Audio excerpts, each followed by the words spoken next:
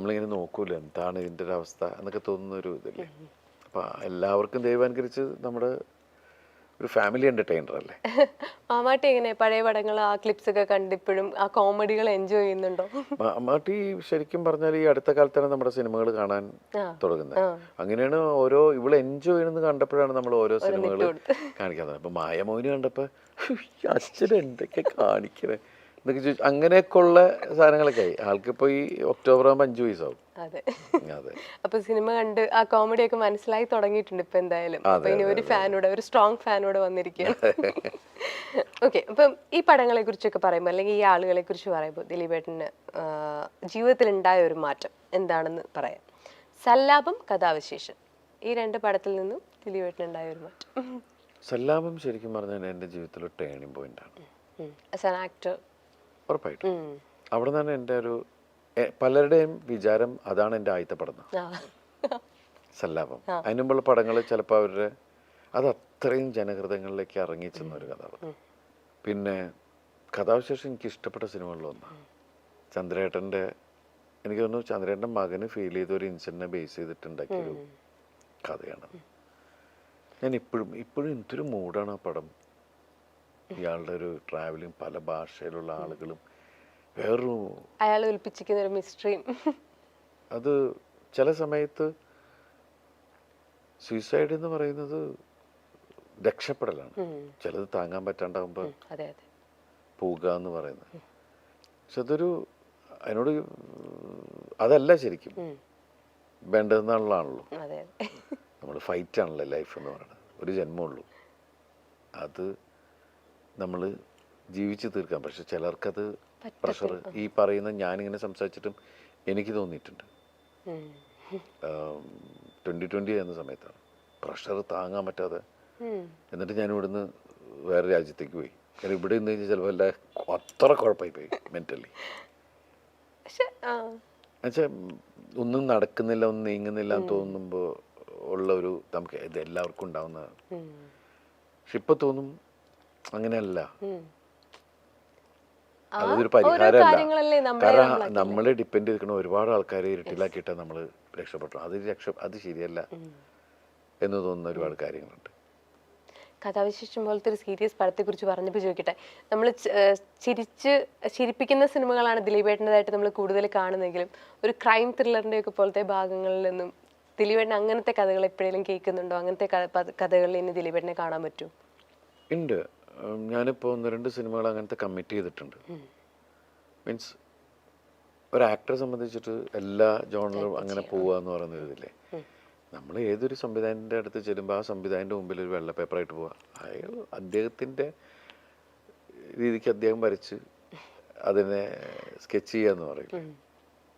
അപ്പോൾ അതാണ് നമ്മുടെ മനസ്സിലാഗ്രഹം. എനിക്കറിയാം ജനങ്ങൾ എന്നിൽ നിന്ന് കൂടുതൽ എൻ്റർടൈൻമെൻറ്റ് സിനിമകളാണ് ആഗ്രഹിക്കുന്നത്. എനിക്കും ചെയ്യാൻ അതൊക്കെ തന്നെയാണ് ഇഷ്ടം. പക്ഷെ എന്നാലും എല്ലാ തരവും നമ്മൾ ചെയ്യണം. അതെ. ഈ 2 വ്യക്തികളെ കുറിച്ച് പറയുമ്പോൾ അവർ ജീവിതത്തിൽ കൊണ്ടുവന്നിട്ടുള്ള വലിയ മാറ്റങ്ങൾ. കമൽ, ലാൽ ജോസ്. കമൽ സാറ് എൻ്റെ ക്യാമറയുടെ മുമ്പിലാണ് ഞാൻ ആദ്യം തന്നെ മീൻസ് സ്ക്രീനിൽ എന്നെ കാണുന്നത്. പിന്നെ എൻ്റെ ഗുരുനാഥനാണ്. കാരണം വെച്ചാൽ ഞാൻ അദ്ദേഹത്തിൻ്റെ കൂടെയാണ് വർഷങ്ങളോളം ഉണ്ടായിരുന്നത്. എനിക്ക് 8-9 ഫിലിം ഞാൻ ഇപ്പോഴും കിടന്ന് ഞാൻ കമൽ സാറിൽ ആ ഒരു ഇതിൽ കണ്ട ക്വാളിറ്റി എന്ന് വെച്ചാൽ ബോസ് ചിലപ്പോൾ താഴെയുള്ള ഒരാളെ വെച്ച് പടം ചെയ്യണമെന്ന് നിർബന്ധമില്ല, അസിസ്റ്റന്റിനെ വെച്ചിട്ട്. അപ്പോൾ ആ ഒരു ഇതിൽ എനിക്ക് കമൽ സാറിനോട് ഭയങ്കര റെസ്പെക്ട്. കാരണം എന്ന് വെച്ചിട്ടുണ്ടെങ്കിൽ ഞാൻ ആ സമയത്ത് വേഷം ചെയ്തു വന്നു ഇതായി. പിന്നെ അത് കഴിഞ്ഞ് സല്ലാപം ചെയ്തു. സാർ എന്നെ വെച്ചിട്ട് ആദ്യമായിട്ട് ഇൻഡിപെൻഡൻറ്റ് ഹീറോ ആവുന്ന ഒരു പടം അതാണ്. പിന്നെയാണ് കല്യാണവും സൗന്ദര്യവും ഒക്കെ പറഞ്ഞത്. അദ്ദേഹം ഇപ്പോൾ വീണ്ടും അവരിപ്പോൾ ഷൈനിനെ വെച്ചിട്ട് സിനിമ ചെയ്യുന്നുണ്ട്. അപ്പോൾ ആ ഒരു ഈഗോ എന്ന് പറയുന്ന സാധനം ഉണ്ടല്ലോ, ചില ആൾക്കാരെ നമുക്ക് പറയാൻ പറ്റൂല. മനുഷ്യനാണ്. കാരണം എന്നെക്കാൾ എൻ്റെ അസിസ്റ്റൻ്റായിട്ട് ഇന്നവനെ വെച്ചിട്ട് ഞാനെന്തിനു സിനിമ ചെയ്യണമെന്ന് തോന്നിക്കഴിഞ്ഞാൽ അത്രേ ഉള്ളൂ. പക്ഷെ അത് നമ്മളിൽ എവിടെയോ ഒരു കലാകാരനുണ്ടെന്ന് തിരിച്ചറിഞ്ഞപ്പോൾ ഈ വേഷം അവനെ ഏൽപ്പിച്ചാൽ അത് നന്നാവെന്ന് തോന്നുന്നൊരു സാധനമല്ലേ കമൽ സാറ്. പിന്നെ നല്ല മ്യൂസിക് സെൻസും കമൽ സാറിൻ്റെ പാട്ടുകളൊക്കെ കണ്ടറിയാം. ലാൽ ജോസ് ആണെങ്കിൽ എനിക്ക് എൻ്റെ സഹോദരനാണ്. എൻ്റെ വീട്ടിൽ എൻ്റെ അച്ഛന് ലാലുവിനെ പരിചയപ്പെട്ട സമയം തുടങ്ങി മൂത്ത മോനെ പോലെ കാണുന്ന ഒരാളാണ്. എൻ്റെ വീട്ടിൽ എന്തെങ്കിലും ഞങ്ങൾ ഇതുള്ള പ്രശ്നമാണെങ്കിൽ അവൻ വരട്ടെ എന്ന് പറയും. അങ്ങനെയുള്ള ഇതുണ്ട്. അത്രയും ഫാമിലി അറ്റാച്ച്ഡാണ് ലാലുവിൻ്റെ അപ്പച്ചനും അമ്മയാണെങ്കിലും ലാലുവിൻ്റെ വീടാണെങ്കിലും. ഞാൻ ഇടയ്ക്ക് പോയി നിൽക്കുന്നൊരു വീടാണ്. എനിക്ക് എൻ്റെ അമ്മയുടെ വയറ്റിൽ ജനിക്കാതെ പോയൊരു സഹോദരൻ. അതാണ് എൻ്റെ എന്ത് വിഷയത്തിനും എൻ്റെ ഒപ്പം നിൽക്കുന്ന, എനിക്ക് വേണ്ടി പടവെട്ടുന്ന ഒരാളാണ്. അതാണ് ലാൽ ജോസ്. എനിക്ക് ഭയങ്കര ജെന്യൂനായിട്ട് തോന്നിയ ഒരാളാണ്. ഓക്കെ, ദിലീപേട്ടനെ നമ്മളൊരു വീഡിയോ കാണിക്കുകയാണ്. ഈ വീഡിയോയിൽ ഒരാൾ ഒരു കാര്യം പറയുന്നുണ്ട്, അതൊന്ന് കണ്ടിട്ട് അതിനെക്കുറിച്ച് കമൻറ്റ്. ഇദ്ദേഹത്തിന്റെ കൂടെ അഭിനയിക്കണം എന്നുള്ളത് എൻ്റെ എപ്പോഴത്തെയും വലിയ മോഹമാണ്. ആരുടെ കൂടെയാ?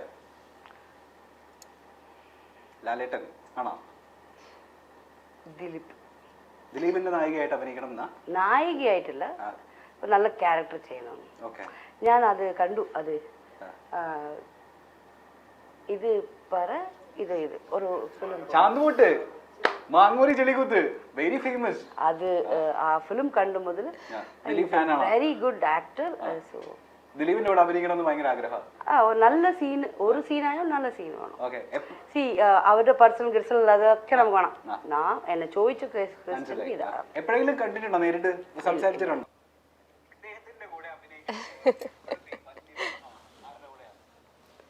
അങ്ങനെ റാൻഡമായിട്ട് നമുക്ക് കിട്ടിയൊരു വീഡിയോ ആണ്. അപ്പം ഒരുപാട് പേരുടെ ഒരു വലിയ ആഗ്രഹമാണ് ദിലീപേട്ടൻ്റെ കൂട്ടത്തിലൊരു സിനിമയിൽ അഭിനയിക്കണം എന്നുള്ള. ആ ഒരു സ്നേഹം ഫ്രണ്ട്സ്, മേ ബി ദിലീപേട്ടൻ കാണാത്ത ആൾക്കാരായിരിക്കും, പല ആക്ടേഴ്സും അങ്ങനെ ആഗ്രഹിക്കുന്നുണ്ട്.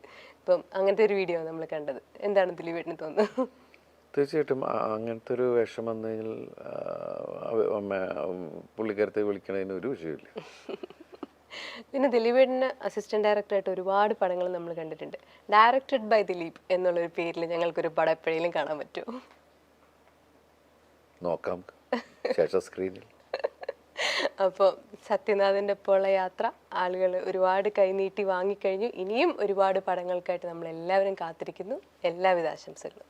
Thank you so much. ഈ സിനിമ റിലീസായി ദിവസങ്ങളായിട്ടുള്ളൂ.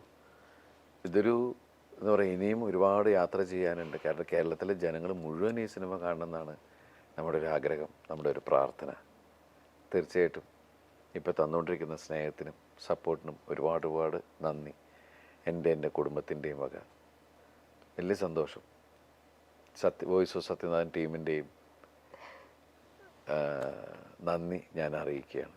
വലിയ സന്തോഷം. Thank you.